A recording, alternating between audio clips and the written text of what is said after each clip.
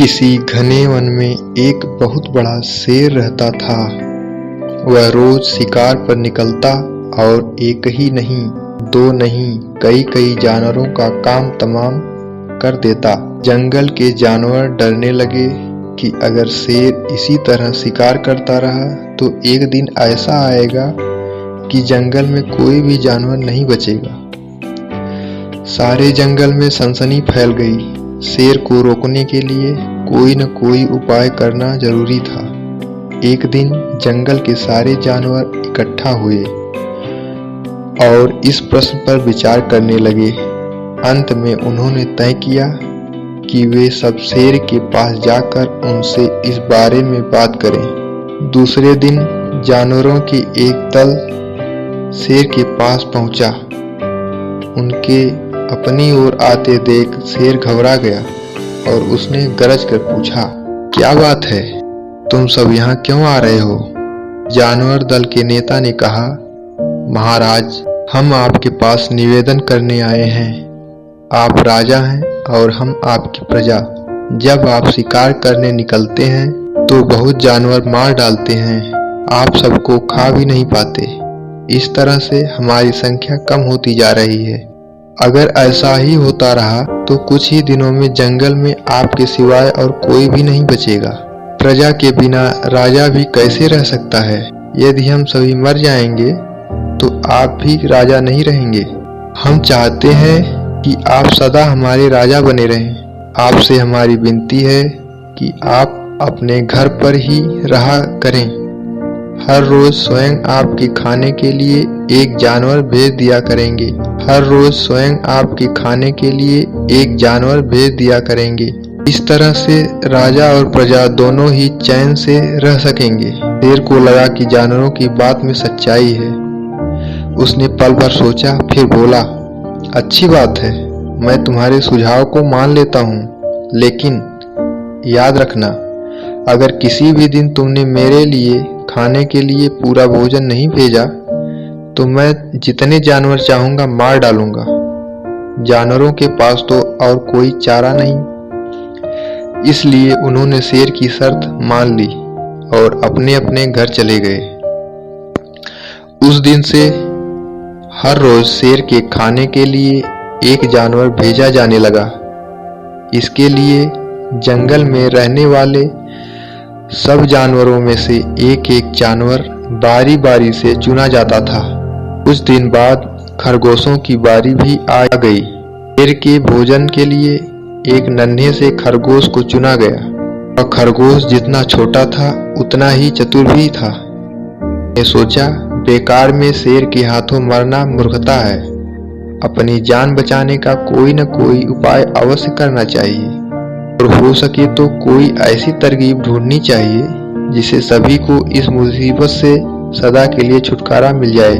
आखिर उसने एक तरकीब सोच ही निकाली। खरगोश धीरे धीरे आराम से शेर के घर की ओर चल पड़ा।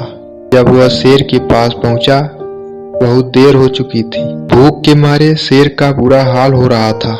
जब उसने सिर्फ एक छोटे से खरगोश को अपनी ओर आते देखा, गुस्से से बौखला उठा और गरज कर बोला, किसने तुम्हें भेजा है? एक तो पिद्दी जैसे हो, दूसरे इतनी देर से आ रहे हो। इन बेवकूफों ने तुम्हें भेजा है तो उन सबको ठीक करूंगा। एक एक का काम तमाम न किया तो मेरा नाम भी शेर नहीं। नन्हे खरगोश ने आदर से जमीन तक झुककर कहा, महाराज, अगर आप कृपा करके मेरी बात सुन लें तो मुझे या और जानवरों को दोष नहीं देंगे।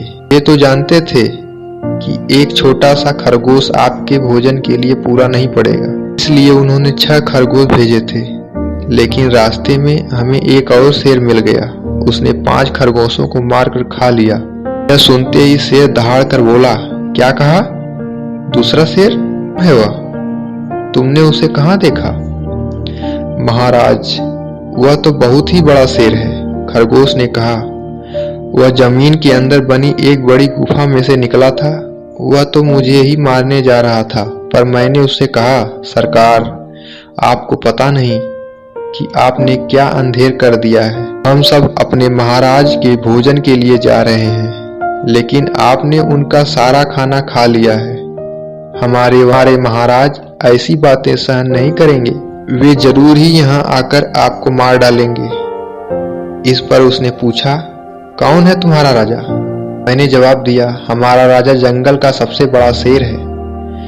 महाराज, मेरे ऐसा कहते ही वह गुस्से से लाल पीला होकर बोला, बेवकूफ, इस जंगल का राजा सिर्फ मैं हूँ। यहाँ सब जानवर मेरी प्रजा हैं।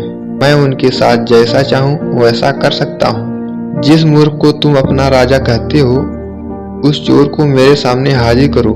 मैं उसे बताऊंगा कि असली राजा कौन है। महाराज, इतना कहकर उस शेर ने आपको लिवाने के लिए मुझे यहाँ भेज दिया। खरगोश की बात सुनकर शेर को बड़ा गुस्सा आया और वह बार बार गरजने लगा। उसकी भयानक गरज से सारा जंगल दहलने लगा। मुझे फौरन उस मूर्ख का पता बताओ, शेर ने दहाड़ कर कहा।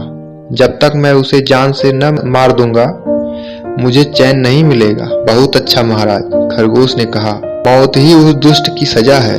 अगर मैं और बड़ा और मजबूत होता तो मैं खुद ही उसके टुकड़े टुकड़े कर देता। चलो रास्ता दिखाओ, शेर ने कहा। फौरन बताओ किधर चलना है। इधर आइए महाराज, इधर। खरगोश रास्ता दिखाते हुए शेर को एक कुएं के पास ले गया और बोला, महाराज, वह दुष्ट शेर जमीन के नीचे किले में रहता है।